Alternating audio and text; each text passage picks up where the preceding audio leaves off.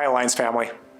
As I reflect on the past 2 years, I am overwhelmed with gratitude for what God has been doing among us. I keep thinking of Ephesians 3:20, where it says, we serve a God who is able to do immeasurably more than all we ask or imagine according to his power that is at work within us. Together at General Assembly 2024, we affirmed our commitment to double our reach by 2034, stating, in dependence on the Holy Spirit, and to the best of our ability, we commit ourselves to making the necessary sacrifices to share the love of Jesus with our broken world in efforts to double our reach by 2034. What does doubling our reach look like? In some ways, it could be really simple. Each of us disciples one person to replace ourselves over the next 10 years. This means we'll have twice as many workers sharing the love of Christ, but I can't help but wonder what the Holy Spirit, who can do immeasurably more and is at work in us, is saying. What is he inviting you and I into? Now, when I think about the moments when God is doing more than we can imagine, the feeding of the 5,000 comes to mind. The disciples look at the crowd, they lose hope. It's far too big. But in Matthew, Jesus, already knowing what he is going to do, looks his disciples in the eye and says, you, give them something to eat.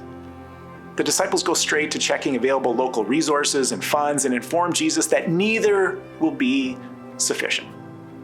Friends, what if Jesus has lofty, faith-filled, miraculous invitations for us, and we miss it sometimes because we're thinking about our limitations, our scarcity, or the size of the need? When Jesus invites us into a miracle, he's looking for us to respond with faith to his unimaginable abundance. And, to be clear, this is already beginning to overflow across the world. Let me share with you just a few examples from some very recent news clippings. March 30th. From The Spectator. The title was, A Revival is Underway in Britain. In April 16th, from the CBN news article, it says more than 12,000 people were baptized in France on Easter Sunday. They said that's 31% more people were baptized this year than last year. The number of adults being baptized in the 18 to 25 year range rose from 23% to 36% in the last year. The Daily Mail says, I, like thousands of other young men my age, found the church. And then he says, and salvation from modern life. Relevant magazine shares in a front page article, they say in a title, commitment to Jesus in the US hits a 10-year high. Can you believe it? 2 hours away from my house, weekly worship and prayer service for teens and young adults has seen attendance over 1,000 people for the last 3 years in a row. The Bible Society recently published an article calling Gen Z the Quiet Revival, sharing that in the UK, 2 million more Gen Zs are going to church today than they have been previously. And listen to this, 16% of the 18 to 24-year-olds are going to church in the UK. So you've heard me say that I'm filled with more hope and excitement than at any other time. But friends, it's because the Lord is moving in might and power. While yes, doubling our reach is an audacious goal, and yet on some days in my quiet times, I can't help but wonder if perhaps our goal is too small. With my written report already available to you, I do want to reinforce two important aspects. Firstly, prayer. Prayer underpins everything that we do. We need the power of the Spirit to guide us, empower us, and work among us, in and through us, because without Christ we can do nothing. So we're developing a clearly defined strategy for unified prayer in local, district, national, and global contexts. We've already hosted several online Alliance prayer gatherings and are forming discernment prayer teams for each growth driver of the strategic framework. At Global Gathering, Heather Hahn painted a vision that we would be like Elisha and Elijah when it comes to the next generation of leaders. God is calling us to not only double our reach, but to double our depth of intimacy with Christ. It's a call for the Alliance Canada to be a people constantly praying for the kingdom and continually meeting with the King. Such a culture of prayer will drive the growth of Vision 2034. Personally, I've set a reminder at noon every day to pray for the Alliance.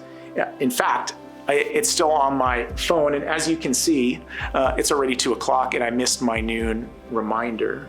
But it sits there not as some legalistic reminder, but as a tool to remind me once a day to pray our vision prayer for the Alliance. And so, even right now, let me pray. Oh God, with all our hearts, we long for you. Come transform us to be Christ-centered, Spirit-empowered, and mission-focused people multiplying disciples everywhere. would you, perhaps even now in this moment, set a reminder to pray with me every day for our country and for the Alliance in Canada? Secondly, to reach our 2034 vision, I believe the Alliance Canada needs 3,000 new licensed workers over the next 10 years. This isn't incremental growth. This is transformational and exponential. The next generation is on the rise, and we must actively create new and improved streams of formation for this next era of pastors. One exciting development is the Hub Church model, entering its pilot project phase this fall. Hub churches will embed theological formation within the local churches as they partner with approved academic institutions and also provide practical hands-on formation opportunities. Our Alpha Canada friends, Shayla Visser and Tim Teakle, reminded us that there are 4.4 million teenagers in Canada today. Studies show that 53% have unanswered questions about faith. They are curious. They also told us that 45% of those who have no faith have neither a positive nor a negative view of Jesus. They have questions and they aren't predisposed or aggressive towards an alternative position. They are desiring a real encounter with truth. One quick testimony. A teenager in a country where Christians face severe persecution told me that despite the danger, they want to stay and serve their country because, as they said, the only hope for my country is the gospel. Now, when I asked if they were afraid of being killed by extremists or tortured, they answered without hesitation, I was already dead, and now I'm alive. What can they do to me? Friends, this is the kind of faith and courage that marks our mission in the hard and dark places of the world. Our strategic framework isn't about more work. Doubling our reach isn't about trying harder. It's about staying connected to the vine. And as we do, the Father who cares deeply about fruitfulness will prune us and will grow new sprouts and branches will emerge. This means fully trusting Jesus that he knows what he's doing and that pruning is a good thing and leads to increased fruitfulness. I can tell you, I'm excited. The Lord has called us to walk forward with both faith-filled and courageous steps as he invites us into these next years. May God richly bless you and your churches as you continue in deep abiding with Jesus in simple, courageous obedience for his name and his fame.